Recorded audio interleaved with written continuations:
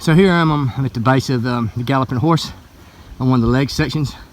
So we're looking over Iron Bottom Sound, so it's looking north. So on the 10th of January, sorry I'm puffing because I've just come up a pretty steep cliff, so that's why this battlefield is not visited much. Alright, on the 10th of January, 1943, the hill in front of me is Hill 55, so the Marines had that hill, so that was a forward line. So pan over, that's 56, on the other side of that was Hill 66, so that was a forward line on 10th of January. So the attack plan was to do a time on target artillery barrage, reported to be the first division TNT used during the war, on 56, and then a water hole at the base of it. And also to drop a number of depth charges, which sounds funny, but yeah, they dropped a large number of depth charges against the Japanese.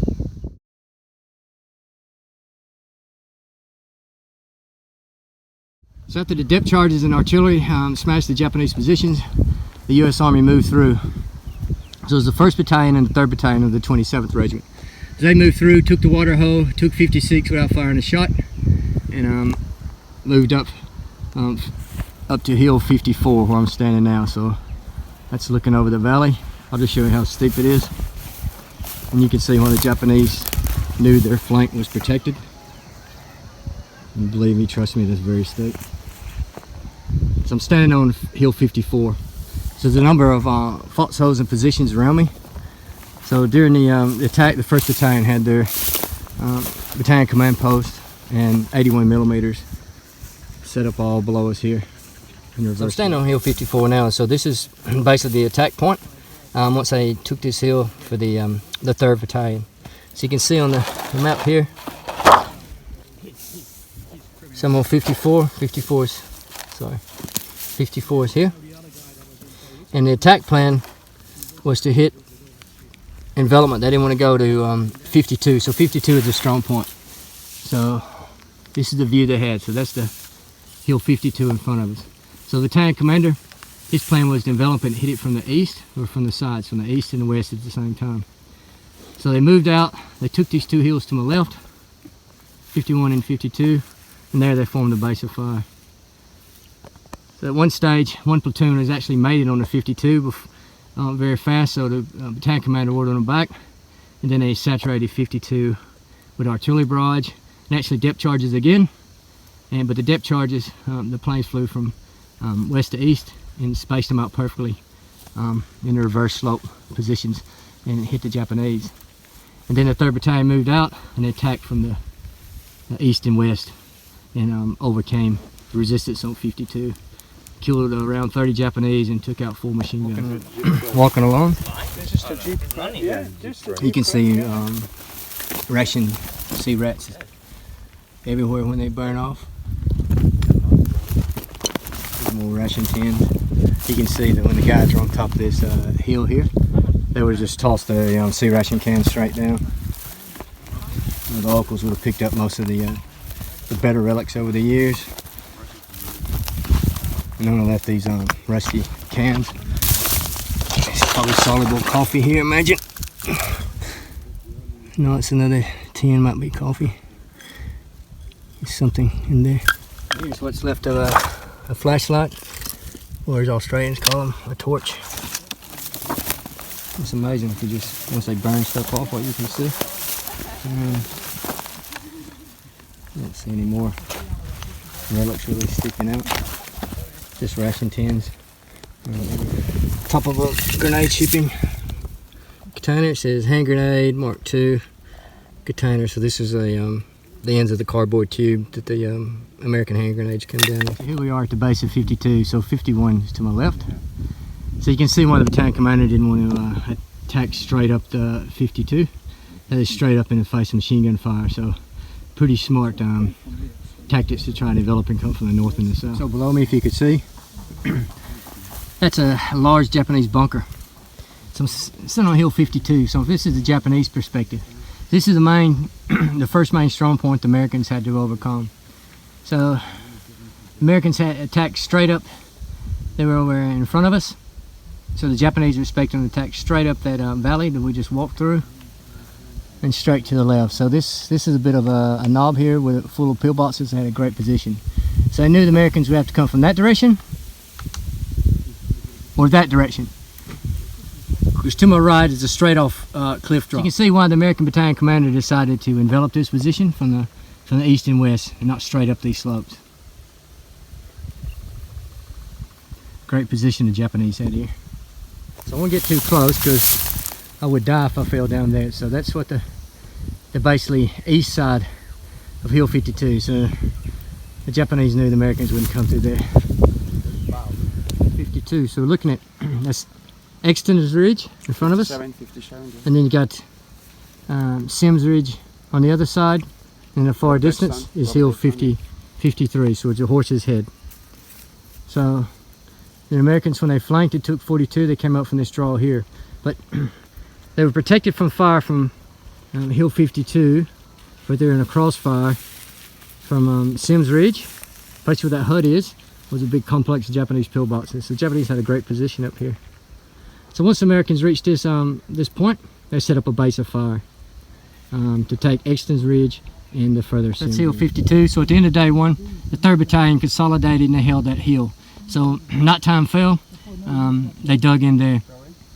Now they were running short of water because coming up these and they attacked. They only had 1 canteen of water, so they're running short of water. Is waiting for a water resupply. So they're starting having heat casualties already. Here it came.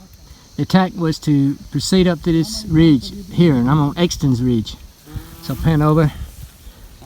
That's Sims Ridge. It's Sims Ridge across there, so that was the main Japanese stronghold at Sims Ridge. Hill 53 is right over the top of this hill, and I'll show you when we walk over to Sims Ridge. The Japanese had a massive amount of bunker complex. They had 3 bunker complexes there with crossfire, mutually supported. And they could fire straight down the valleys on both sides. So the 3rd Battalion, short of water, commenced day 2 attack, come straight up Exton Ridge, took it with hardly ever fight, and they consolidated here. The plan was to put a base of fire on Sims Ridge and advance 2 companies. But due to the shortage of water, because they didn't ever receive any water resupply overnight, their attack petered out, slowed down very quickly. They hit with a mass amount of machine gun fire and mortar fire, plus lack of water stopped them in their tracks. So at the end of the 2nd day, the Americans' lines was based on Exton Ridge here. So on the 3rd day, the 3rd Battalion was relieved by the 2nd Battalion, so they moved up from Hill 55 and occupied these positions. So the plan of the attack was Gulf Company was going to proceed at a choke point between Sims and Exton's Ridge, which is roughly that area there. They were going to take that.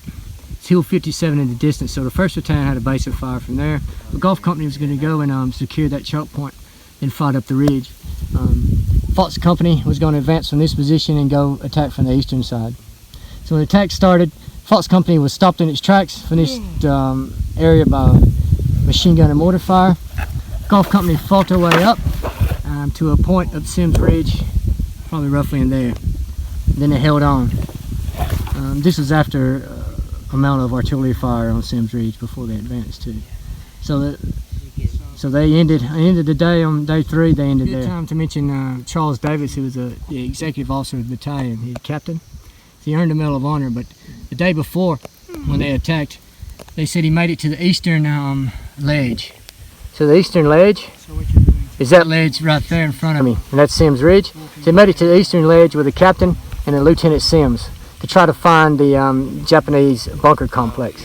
So Lieutenant Sims peeked over that ledge in front of us, a machine gun burst caught him in the chest, and they were pinned down there.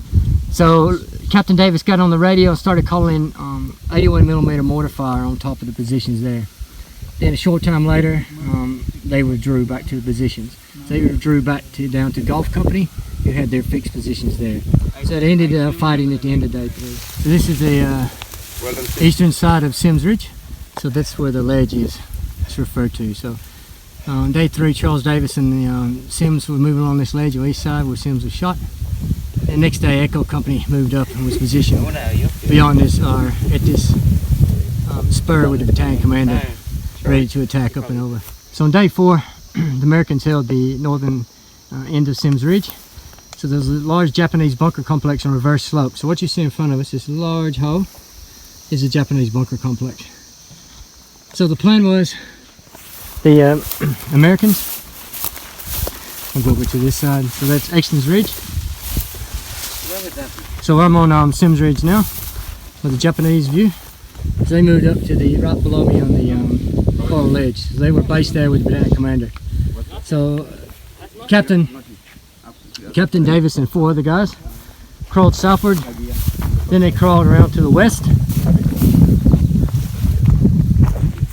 Their job was to spot this bunker complex. Once they spotted the bunker complex, they were supposed to distract it, throw some grenades, blow a whistle, and then Echo Company was going to attack over the top and flank these guys. So Charles Davis and 4 others managed to crawl westward. At the same time, Fultz Company was coming through the jungle there to try to flank the Japanese and hit at the head or Hill 53. So Davis and the 4 others crawled within 10 meters of the bunker complex. So bunker complex is here. So 10 meters down there.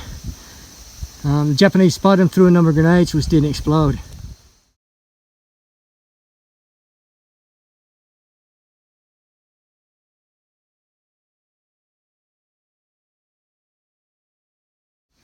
Davis and the 4 other soldiers threw their grenades which did explode, and then Davis jumped up, blew a whistle, and charged. He fired a few rounds out of his Garand rifle, and it malfunctioned, so he went to pistol.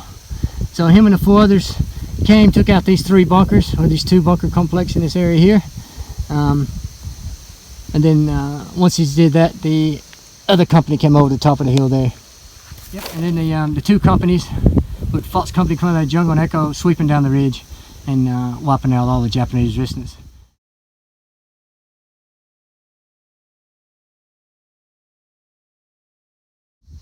This is the northern part of Sims Ridge. So this is the area, the locals have a hut here now.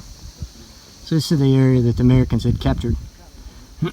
So the front line was only 50 meters away from the Japanese.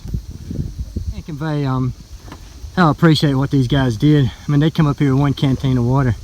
Not too many people visit this place because it's, be honest with you, it's a good hike up. You got to be in pretty reasonable shape to make it up here.